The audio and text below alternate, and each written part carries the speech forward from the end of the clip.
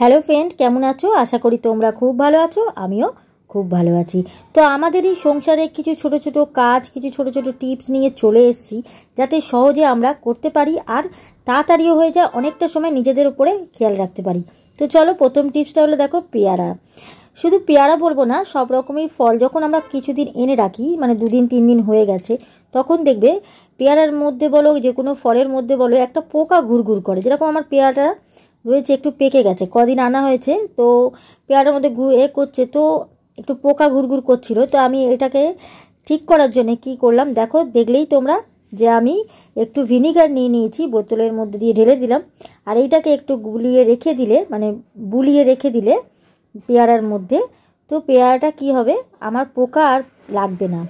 এতে পেয়ারাটা ভালো আছে, কিন্তু অথচ পোকা ঘুরঘুর করলে কীরকম হয় না, অসুবিধে হয় না, মনে হয় যেন খাওয়াই যাবে না। কিন্তু পেয়ারাটা তো খেতে হবে, ফল আমরা ফেলবো কেন? ফল জাতীয় জিনিস কেউ ফেলে?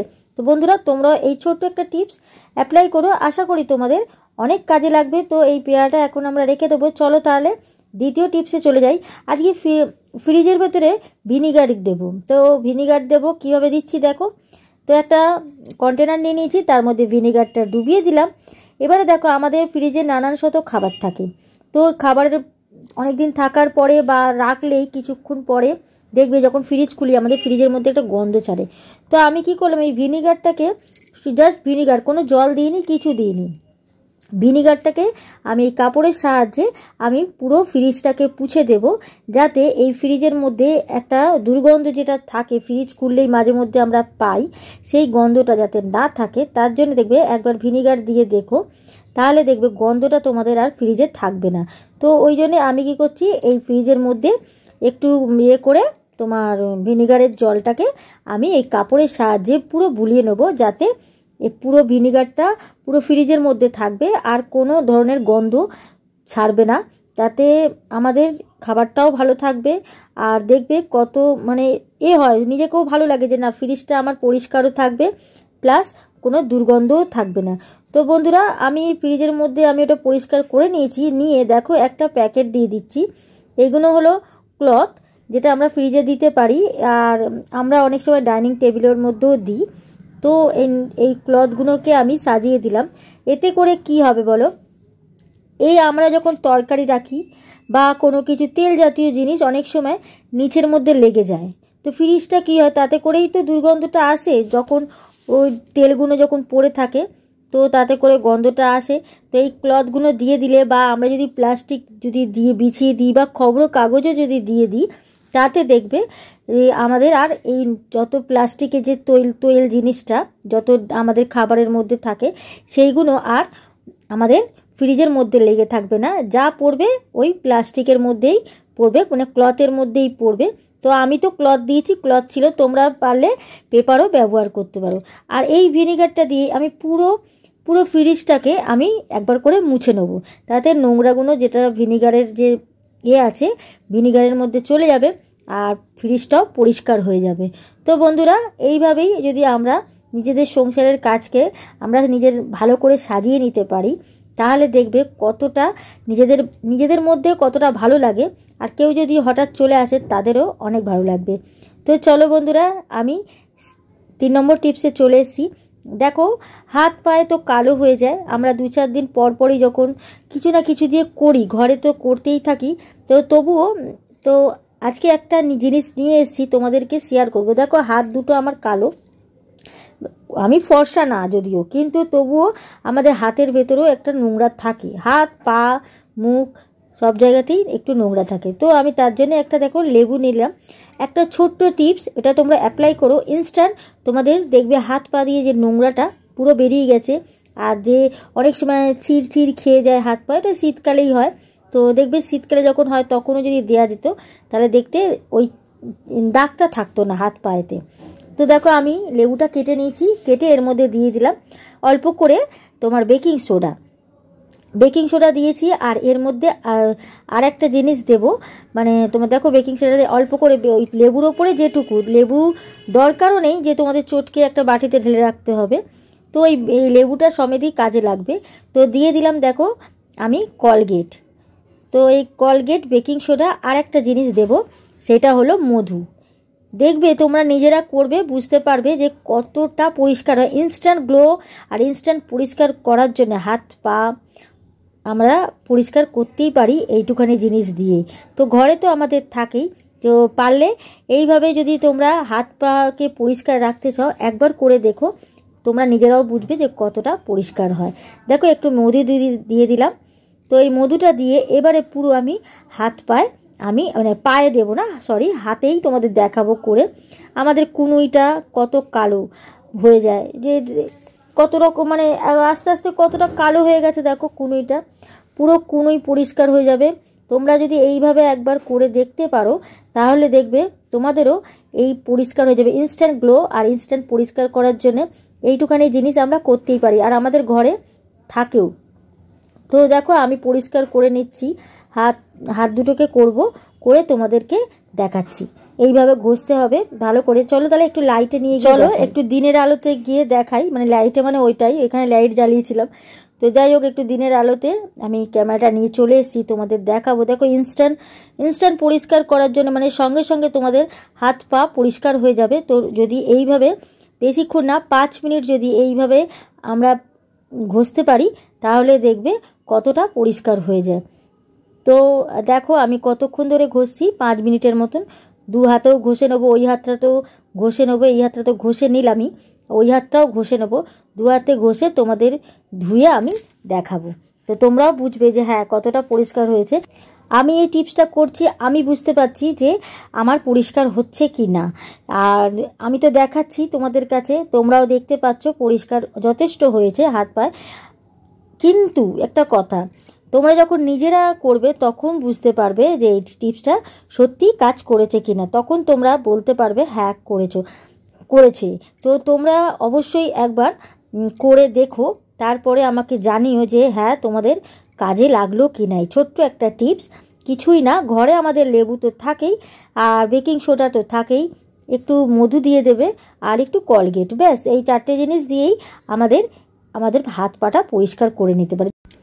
তো চলো বন্ধুরা, এইভাবে আমরা 4 নম্বর টিপসে চলে যাব। আমার 4 নম্বর যে টিপসটা হলো পায়ের নুপুরকে আমি পরিষ্কার করব। তো পায়ের নুপুর কেন, যে কোনো রূপো হোক সোনা হোক, আমরা এইটা দিয়ে পরিষ্কার করে নিতেই পারি। তো চলো, থামস আপ বার করে নিয়েছি, তো আমি এর মধ্যে দিয়ে দেবো, নুপুরটার মধ্যে দিয়ে দেবো থামস আপ। দেওয়ার পরে আর কি দিচ্ছি তোমাদেরকে অবশ্যই জানাবো, কিন্তু তার আগে একটা কথা বলবো যে যদি আমার এই ভিডিওগুলো তোমাদের ভালো লাগে, তোমাদের এই টিপসগুলো কাজে লাগে, তাহলে অবশ্যই একটা লাইক করো, কমেন্ট করো, আর নতুন বন্ধুদের বলবো অবশ্যই সাবস্ক্রাইব করে পাশে থাকা বেল আইকনটা টিপে দিও, যাতে নতুন কোনো ভিডিও এলে নোটিফিকেশান তোমরা আগে পাও। তো দেখো থামস আপ তো দিয়ে দিলাম, এর মধ্যে দিয়ে দিলাম বেকিং সোডা, আর এর মধ্যে আর একটা জিনিস, সেটা হলো ইনোটাও দিয়ে দেবো। ইনো দেওয়ার ফলে দেখবে কীরকম ফেনা টাইপের ওঠে, আর কতটা কাজ করে এই 3টে জিনিস মিলিয়ে যদি আমরা যে কোনো সোনা রূপো যাই আমরা পরিষ্কার করি না কেন, এমনকি ইমিটেশনও আমরা পরিষ্কার করতে পারি। তো এটাকে দিয়ে আমি জাস্ট 10টা মিনিট আমি রেখে দেবো, হাত দিয়ে একটু বুলিয়ে নিয়ে এবার 10টা মিনিট আমি রেখে দেবো। তারপরে তোমাদের সামনে আসছি 10 মিনিট পরে, দেখবে রাখা অবস্থায় কতটা পরিষ্কার হয়ে যায়। তারপরে তো আছেই, একটু ঘষে নিতেই হবে। তো এইটা একটু 10 মিনিটের জন্য আমি রেখে দিই। দেখো 10 মিনিট হয়ে গেছে, আমি চলে এসেছি। অনেকক্ষণই ভেজানো ছিল, মানে 10 মিনিটের মতনই, অনেকক্ষণই বলছে ওই জন্যে। দেখো রাখা অবস্থায় বললাম না কতটা পরিষ্কার হয়ে যাবে, কতটা কালো ছিল, তোমাদের সামনে দিয়েই ওই জন্য দেখাচ্ছি যে চিকচিক করছে। তো আগে একদমই কালো ছিল, সেই তার জায়গায় একটু আমার পরিষ্কার হয়েছে। এবারে শুধু এইটুকানিতে পরিষ্কারে মন ভরবে না, তো একটা দাঁত মাজা ব্রাশ, যেটা আমরা দাঁত মাজার পরে অনেক সময় পুরনো ব্রাশ রেখে দিই, সেই ব্রাশটা দিয়েই আজকে এটাকে পরিষ্কার করে নেব। তো আমি এর আগেও বলেছি বন্ধুরা, নিজেরা না করলে কোনোদিনই বুঝবে না। তো দেখো আমার হাতেতে রয়েছে, তোমরা বুঝতেই পারছো কতটা পরিষ্কার হয়েছে। তো পুরো চকচক করছে, কি বলবো তোমাদেরকে। তো দেখো পরিষ্কার হয়ে গেছে কতটা, পুরো আমি ঘষে আমি পরিষ্কার করে নিচ্ছি। বেশিক্ষণ ঘষতে হয়নি, 5-7 মিনিট ঘষেছি, তাতেই দেখো আমি হাতের মধ্যে দিয়ে ওই জন্য তোমাদের দেখিয়ে দিচ্ছি কতটা পরিষ্কার হয়েছে। তো বন্ধুরা ধুয়ে নিয়ে চলে এসেছি আমি নুপুরটাকে। তোমরাও এইভাবেই নুপুরকে পরিষ্কার করে নিতে পারো। যে কোনো সোনা গয়না যে কোনো কালো হয়ে গেলে তোমরা এইভাবে পরিষ্কার করে নিতে পারো। তো চলো বন্ধুরা, কেমন লাগলো টিপসটা অবশ্যই কমেন্টে জানিও। তো চলো আমি 5 নম্বর টিপসে চলে যাব। বন্ধুরা, আমরা যখনই কোথাও বেরাবো, তাড়াতাড়ি আছে, ঘরে রান্না করে যেতে হবে, তো আমরা তাড়াতাড়ির জন্যে আর একটা কারণ আছে যে আমাদের গ্যাসটাকে বাঁচানোর জন্য। তো আমরা গ্যাস বাঁচাতে যদি এইভাবে শর্টকাটে রান্না করে নিতে পারি, তাহলে দেখবে গ্যাসটাও বাঁচবে, টাকাও বাঁচবে, প্লাস আমাদের সময়টাও বাঁচবে। আর কোথাও যেতে হলে আমরা তাড়াহুড়ো করে চলেও যেতে পারবো। তো অনেকেই জানো যারা করো, তা যারা জানো না তারা দেখে নাও কীভাবে আমি করছি। তো ফুলকপি, আলু সব আনাজ কেটে নিয়েছি, দেখো 2টো ডিমও নিয়ে নিয়েছি, তোমাদের দেখিয়ে দিলাম। এবার এটাকে একটু ধুয়ে নেব। ধুয়ে আমি নিয়ে চলে এসেছি। এবারে এর মধ্যে যেটা আমি দেব, অল্প করে হলুদ দিয়ে দেবো। এর মধ্যে কোনো নুন দেবো না, কেন নুন দিলে ফুলকপি তো একটুতেই সেদ্ধ হয়ে যাবে, যেহেতু প্রেশার কুকারে দেবো। তো দেখো আমি বসিয়ে দিয়েছি, আর আমি কিন্তু 1 ফোঁটা সিটি দেবো না, যাতে ফুলকপিটা আস্ত থাকে। তো আমি দিয়ে দিলাম। এটা তো সবাই করো, অনেকেই করে, আমরাও করছি, তো করিও। তো তবুও তোমাদের সাথে একটু শেয়ার করে দিলাম, যাতে এইভাবে যদি রান্না করো দেখবে কতটা সময়টা বাঁচে, আর কোথাও যেতে গেলেও কিন্তু অনেকটা সময় বেঁচে যাবে, যে হ্যাঁ তাড়াতাড়ি রান্নাটা হয়ে যাবে। তো দেখো আমি জলটা ঝরিয়ে নিয়েছি। এবারে যেটা করব, এই প্রেশার কুকারটাকে আমি বসিয়ে দিয়েছি, এর মধ্যে আমি ডিমটা ছাড়িয়ে ভেজেও নিয়েছি। তো তোমাদের ওই ডিম ভাজাটা দেখায়নি, আর তরকারিটাও ফুল দেখাবো না। ওই দেখো ডিম ভেজেছি, আমার নিচে লেগে আছে। তো দেখো আমি প্রেশার কুকারটার মধ্যে যত রকমের আমার পেঁয়াজ, জিরে, পেঁয়াজ কলি সবই দিয়ে দিয়েছি ওর মধ্যে, তাড়াতাড়ি রান্না করার জন্যে ভালো একটা টিপস। এটা অবশ্যই তোমরা কাজে লাগিও, আশা করি তোমাদেরও অনেকটা সুবিধে হয়ে যাবে। তো দেখো আমি ফুলকপির মশলাটা পুরো কষে নিয়েছি, দিয়ে দিলাম এবারে এই ফুলকপিটাকে। এবারে জাস্ট একটু নাড়িয়ে নেব। আর আরেকটা কাজ করব, যেটা হলো একটু জাস্ট নাড়িয়ে নিয়ে কোনো কষানোর দরকার পড়বে না, গরম জল জাস্ট একটু ভালো করে যতটা আমার তরকারিতে লাগবে আমি ততটা দিয়ে দেব। দিয়ে এবারে এটাকেও কোনো সিটি দেওয়ার দরকার পড়বে না, যেহেতু আমার ফুলকপিও সেদ্ধ আছে, আলুও সেদ্ধ আছে। জাস্ট একটা সিটি হবে, তখনই নামিয়ে দিয়ে দেখো আমি বাটিতে ঢেলে নিয়েছি। কতটা লোভনীয় তরকারিটা হয়েছে।